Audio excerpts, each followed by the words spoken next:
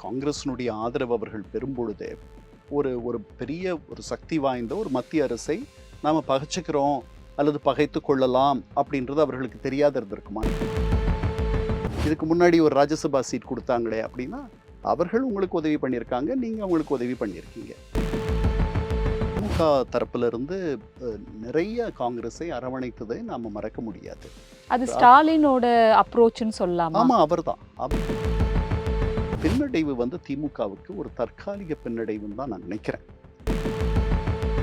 இந்திய யூனியன் முஸ்லிம் லீக் திமுகவை தன்னுடைய நலன் நாடும் கட்சியாக உறுதியாக நம்பியிருக்கிறது. இப்போ விடுதலை சிறுத்தைகளை நீங்க எடுத்துக்கிட்டீங்கன்னா, அவர்களுடைய தலித் வாக்குகளை தான் இவர் பெருமளவு கைப்பற்றியிருக்கிறார். நம்முடைய ஆதரவு தளத்துல கை வைக்கிற ஒருத்தரோட நம்ம போய் சேர்றதுன்றது இன்னும் நமக்கு சேதத்தை ஏற்படுத்துமோன்ற ஒரு எண்ணத்தை அவர்கள் மத்தியில ஒரு மனசுல இருக்கலாம். ராணிப்பேட்டையில தஹீரான்னு சொல்லிட்டு ஒரு ஒரு முன்பின் தெரியாத ஒரு வேட்பாளரை, ஒரு பெண்மணியை நிறுத்தி பல ஆண்டுகள் அமைச்சராக இருந்த காந்தியை அவர் வீழ்த்திய சாதனையை செய்திருக்கிறார். பாலிவுட்ல இருக்க யாராவது இது மாதிரி இருக்காங்களா? பெரிய இது நம் தமிழ் சினிமா மாதிரி 10 மடங்கு 20 மடங்கு பெரிய ஒரு திரைத்துறை. அங்க வந்து கடவுள்கள் இருக்கிறார்களா? தமிழக சினிமா வரலாற்றில் மட்டுமே கடவுள்கள் உருவாக்கப்படுகிறார்கள்.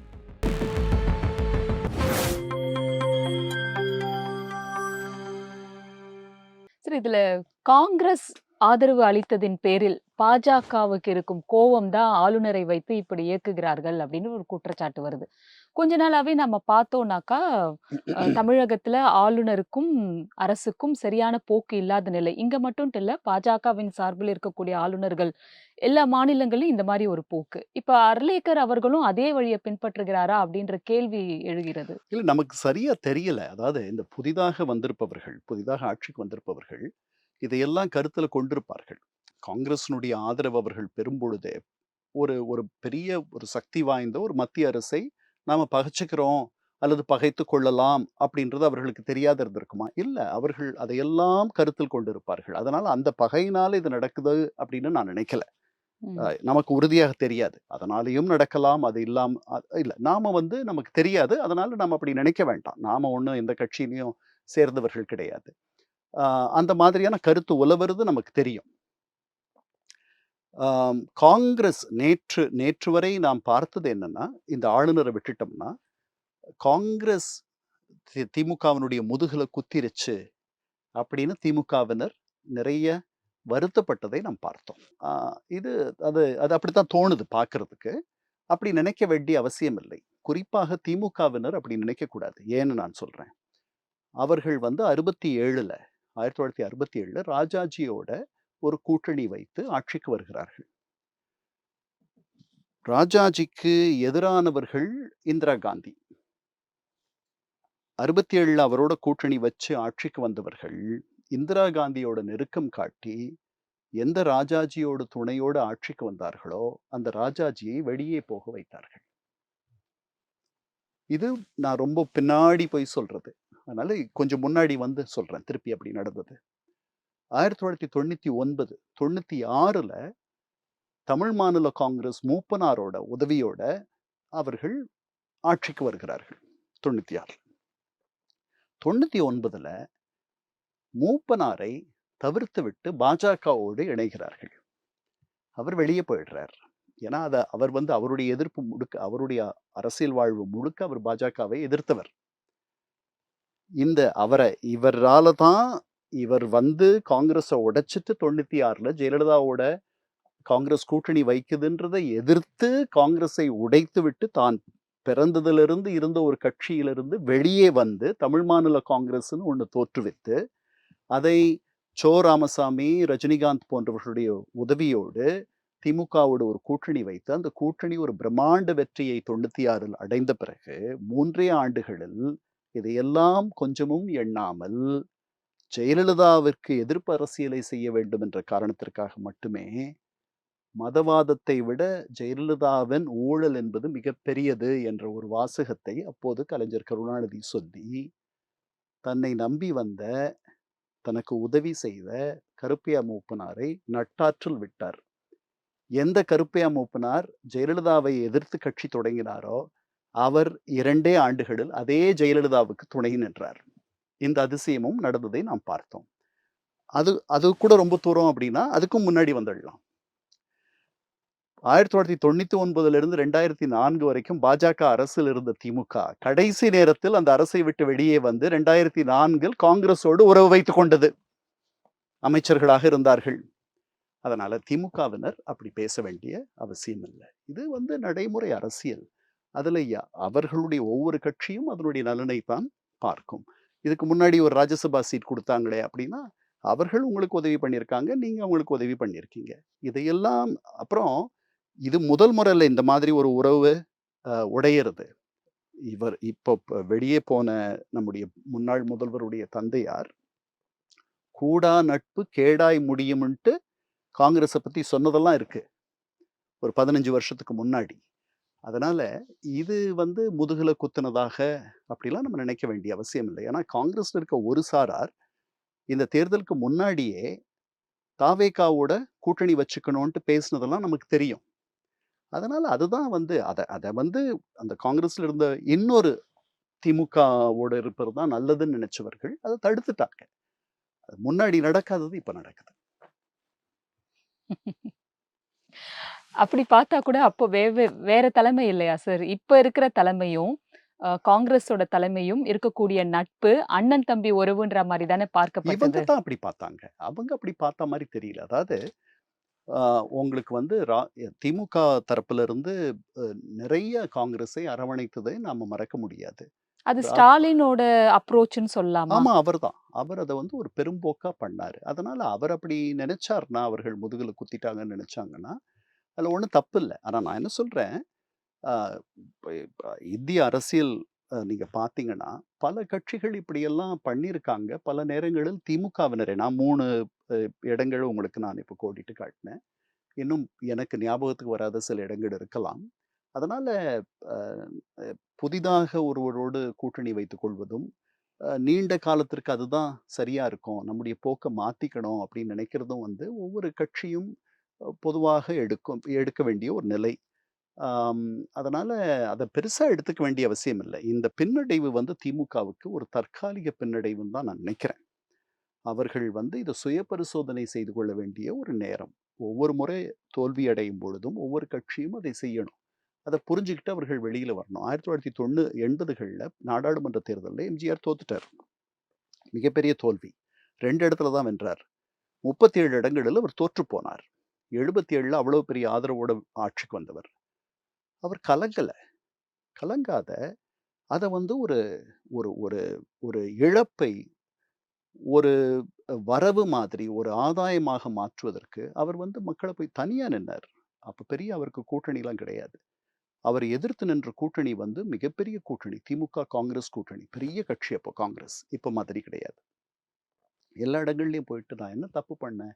என்ன வந்து என்னுடைய அரச கலைச்சுட்டாங்க.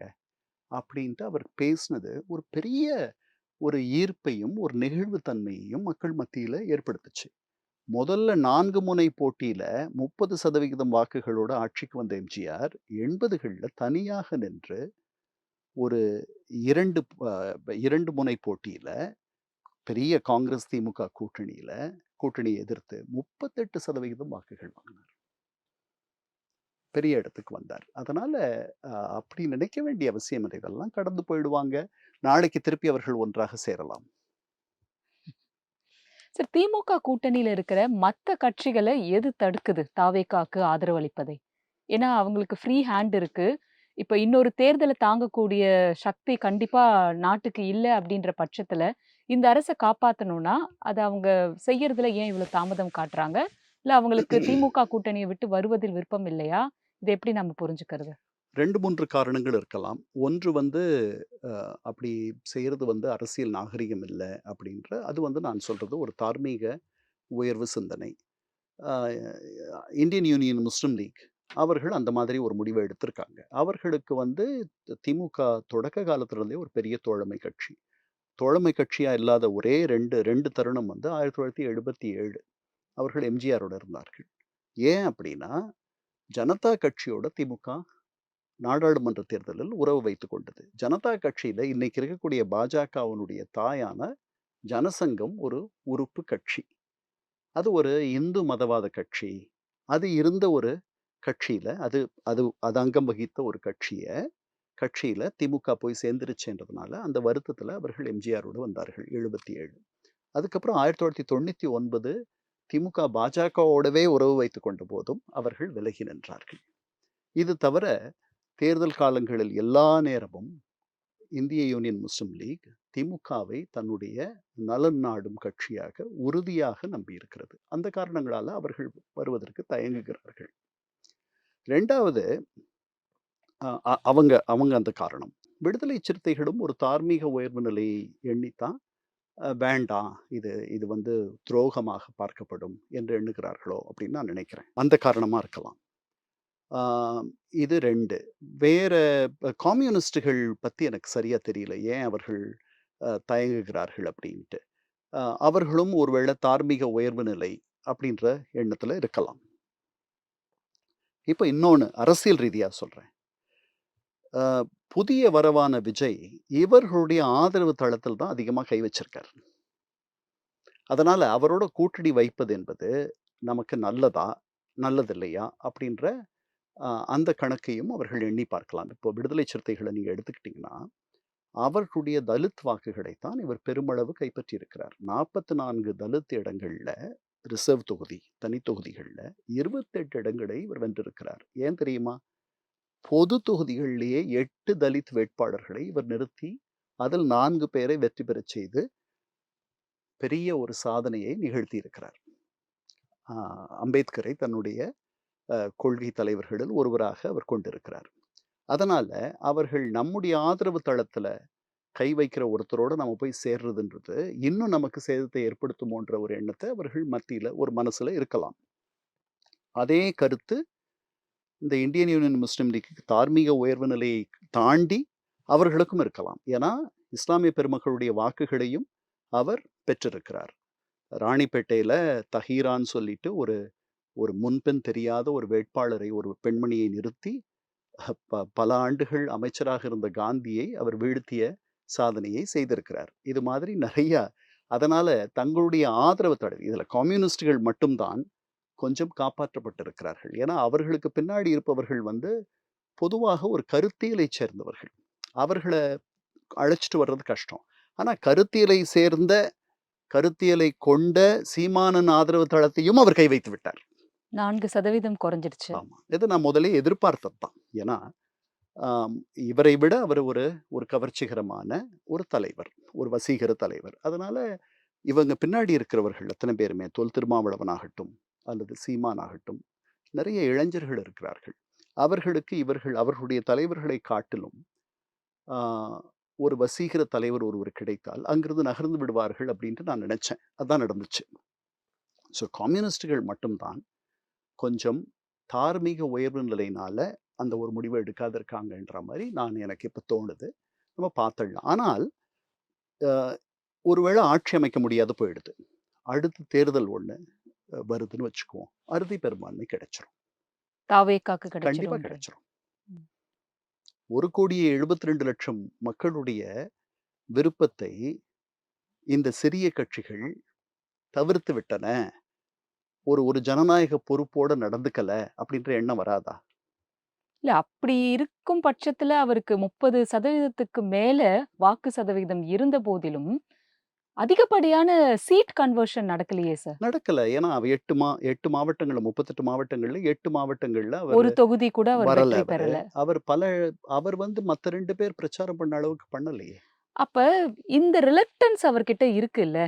இது அவரோட அரசாட்சியிலும் இருக்கும் அப்படிங்கிற இல்ல ஒரு அப்படி டவுட் நினைக்க வேண்டாம். மக்களுக்கு இருக்கும் இல்லையா? அப்படி நினைக்க இல்ல வேண்டாம். அப்படி இருக்கிறதுக்கான வாய்ப்புகள் அதிகம் இருக்கு. இருக்க வேண்டாம்னு நம்ம எப்படி எடுத்துக்க முடியும் சார்? ஏன்னா, கரூர விடவா வந்து இத நீங்க சொல்றது வந்து ஒரு பெரிய குறையா நினைச்சிருப்பாங்க மக்கள். அதையெல்லாம் தாண்டி அவருக்கு வாக்களிச்சிருக்காங்களே! அவர் கரூர் நடந்த பிறகு 3 நாள் பேசவே இல்ல. 3 நாளைக்கு பிறகு தான் வந்து அவர் முதல்ல தன்னுடைய கருத்த வெளியிட்டார். அதையே கடந்து சென்றிருக்கிற மக்கள். நீங்க சொல்ற அவரு எல்லா இடத்துலயும் போய் பிரச்சாரம் பண்ணல. சொன்ன இடங்களுக்கு போகல சில இடங்களுக்கு. கடலூர்ல 2 முறை வரேன்னு சொல்லிட்டு வரல. விழுப்புரத்துக்கு போகல. அதனால அவருக்கு ஒரு தயக்கம் இருப்பதை மக்கள் புரிந்து கொள்வார்கள் அப்படின்னு நீங்க சொல்றீங்க. 41 பேர் இறந்து போயிட்டாங்க. அதையே கடந்து போயிட்டாங்க. ஏன்னா, அவர்களுக்கு அவ்வளவு பெரிய ஒரு இளைஞர்களுக்கு அவர்களுடைய வருங்காலத்தை எண்ணிய ஒரு பதற்றம் நெறைய இருக்கு. அவர்கள் இங்கே போதுமான அளவு வேலை வாய்ப்புகள் இல்லை. இந்த தமிழகம் வந்து அ பல பல இளைஞர்கள் வெளிநாடுகளுக்கு எளிதாக போவதை நாம் பார்க்கிறோம். வேலை செய்றாங்க, சுற்றுலாக்கு போகிறார்கள். இந்த தமிழகம் அது மாதிரி இருக்கணும்னு நினைக்கிற மாதிரியான இளைஞர்கள் நெறைய பேர் இருக்கார்கள். இந்த புதிய வரவு அந்த மாதிரி தமிழகத்தை முன்னெடுத்துச் செல்லும்ன்ட்டு நினைக்கிறவர்களும் இருக்கிறார்கள். பல இது வந்து ஒரு ஆன்டி எஸ்டாப்லிஷ்மென்ட் வோட். இன்னைக்கு இருக்கக்கூடிய இந்த சமூக அமைப்பில் ஒரு குறிப்பிட்ட 2 கட்சிகளைச் சேர்ந்த மேலடுக்கு மக்கள் மட்டுமே மிக வசதியாகவும், ஆடம்பரமாகவும், மிக உயர்நிலைகளிலும் வாழ்கிறார்கள் என்பது இந்த இளைஞர்களுக்கு போதுமான அளவு அவர்களுக்கு அது புரியல. இது எப்படி சாத்தியம்? இது ஏன் எல்லாருக்கும் நடக்க மாட்டேன்னுது? அப்படின்ற சிந்தனை எல்லாம் அவர்களுக்குள்ள இருக்குமோ அப்படின்னு நான் நினைக்கிறேன். சரி, அது அப்படி இருக்கும் பட்சத்தில் சீமான அவங்க யாருமே மாற்றா பார்க்கலையா? ஏன்னா, இவரை சீமான் காட்டிலும் உடைத்தவர் இல்லையா அவரு? இல்ல அதுதான். உழைப்பு என்பது அதாவது நெறைய அப்ப இந்த வசீகரம் எதனால இருக்கிற இல்ல வசீகரம்ன்ற அதனால தான் கேள்வி அதுக்கு பேரு வருதுல்ல. கரிஸ்மா. உங்களால அத விளக்க முடியாது. சோ அது சினிமா தலைவர்களுக்கு மட்டுமே உண்டானதுன்னு எல்லா சினிமா சொல்லலாமா? தலைவர்களுக்கும் வந்துராது. பாலிவுட்ல இருக்க யாராவது இது மாரி இருக்காங்களா? பெரிய அது இது நம்ம தமிழ் சினிமா மாதிரி 10 மடங்கு, 20 மடங்கு பெரிய ஒரு திரைத்துறை. அங்க வந்து கடவுள்கள் இருக்கிறார்களா? தமிழக சினிமா வரலாற்றில் மட்டுமே கடவுள்கள் உருவாக்கப்படுகிறார்கள். அங்க அதுக்கு கிடையாது. என்ன காரணம்னு நெனைக்கிறீங்க சார்? நாமம் ஜெனடிக்கா வந்து நம்ம அந்த மாதிரி ஒரு ஹீரோ வொர்ஷிப்க்கு ஆட்படக்கூடிய மக்களா நம்ம இருக்கோமா? ஏன்னா சதர்ன் ஸ்டேட்ஸ்லயும் பார்த்தோம்னா, தமிழகத்துல மட்டும் தான் இப்படி இருக்கு. ஆந்திரால ஒரு ஒரு காலத்துல இருந்துச்சு. ம். என்.டி. ராமாராவ் வந்தாரு. ம். பட் அவர் வாழ்ந்த காலத்திலேயே அவரை மக்கள் ஒதுக்கி விட்டார்கள். அதுவும் நடந்தத பார்த்தோம். அந்த மாதிரி எதுவும் நடக்காதது தமிழகத்துல மட்டும் தான். வேற எங்கேயுமே அது நடக்கல. மற்ற இடங்கள்ல நடிகர்கள் சில பேர் வந்து தோற்று போனதை பார்க்கிறோம். இல்ல இங்கேயும் பிரகாஷ் கமலஹாசன், அததான் விஜயகாந்த். சொல்றேன். ம். சிவாஜி கணேசனுக்கு அந்த வரவேற்பு வரல. டி. ராஜேந்தருக்கு அந்த வரவேற்பு வரல. பாக்யராஜுக்கு அந்த வரவேற்பு வரல. சரத்குமாருக்கு அந்த வரவேற்பு வரல. இன்னும் பல நடிகர்கள் வந்திருக்கலாம். அவர்கள வந்து மக்கள் புறந்தள்ளி விட்டிருக்கலாம். அதனால மக்களுக்கு தெரிகிறது. அது வந்து உங்களுக்கும் எனக்கும் தெரியாது இருக்கலாம். மக்களுக்கும் இப்படிப்பட்டவர்களுக்கும் ஒரு பரிபாஷை இருக்கிறது. அவர்கள் எம்ஜிஆரை அந்த மாதிரி ஒரு ஆராதனை செய்தார்கள். அதற்கு பின்னாடி 10 ஆண்டுகள் காணாமல் போய்விட்டார். ஜெயலலிதா எங்க இருந்தாங்கன்னு தெரியாது. அவர்கள் எப்போ வந்தாங்கன்னு தெரியாது. 70 தொடக்கங்கள்ல இருந்து அவர் வந்து பெரிதாக நடிக்க போகல. எம்ஜிஆருடைய படங்கள்ல நடிப்பதும் நின்று போயிடுது. பட்டிக்காட்டு பொன்னையா தான் கடைசி படம். அதுக்கு பிறகு அவர் ஒரு அமைதியான ஒரு வாழ்க்கையை வாழ்ந்து கொண்டிருந்தார். 82ல திருப்பி கடலூர்ல அதிமுக மாநாடு நடக்குது. அதுல தான் வந்து பெண்ணின் பெருமைன்னு சொல்லிட்டு பாரதிய பத்தி அது பாரதியோட நூற்றாண்டு. மகாகவி பாரதியினுடைய நூற்றாண்டு பேசுகிறார். 10 ஆண்டுகள் இடைவெளிக்கு பிறகு மக்களுடைய மனங்களில் இல்லாத ஒரு நிலையை அவர் கடந்து செல்கிறார். அவரை மக்கள் பெருமளவில் வரவேற்கிறார்கள். பெண்கள் குறிப்பாக அவரை ஆராதிக்கிறார்கள். தங்களுடைய பிரதிநிதியாக பார்க்கிறார்கள். ஏற்றி புகழ்கிறார்கள், போற்றுகிறார்கள்.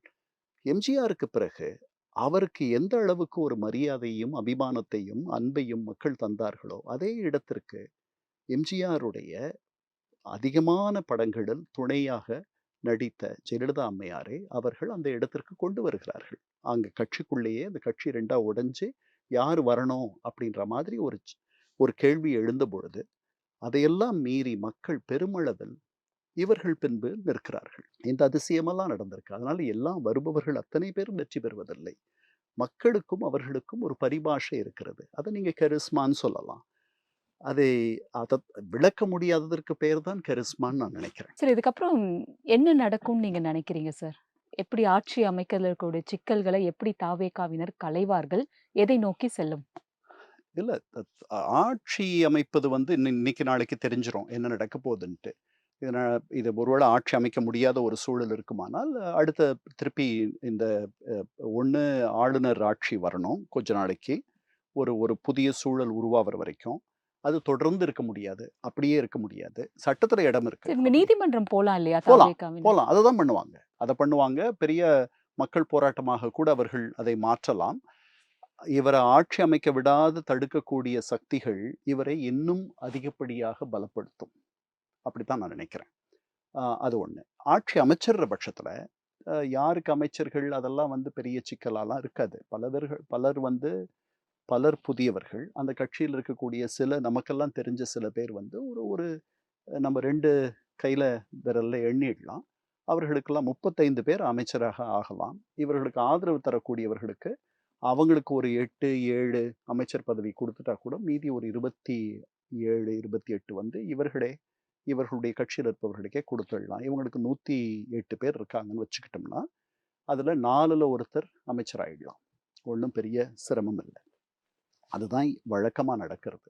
அதெல்லாம் நான் பெரிய சிக்கலாக பார்க்கவில்லை. மக்களுக்கு நல்லது பண்ணணுன்ற எண்ணம் இருக்கணும். அது சாத்தியமான்னு பார்க்கணும். அங்க தான் இந்த சிக்கல் வருது. ஏன்னா, இவர்கள் வானத்தை வில்லாக வளைப்பதாக 3 கட்சிகளுமே மக்களுக்கு சொல்லியிருக்கிறார்கள். சரிதானா? அதனால அந்த அந்த அளவுக்கு நிதி ஆதாரங்கள் நமக்கு கிடையாது. மாமன் சீர், அண்ணன் சீர் ரூ.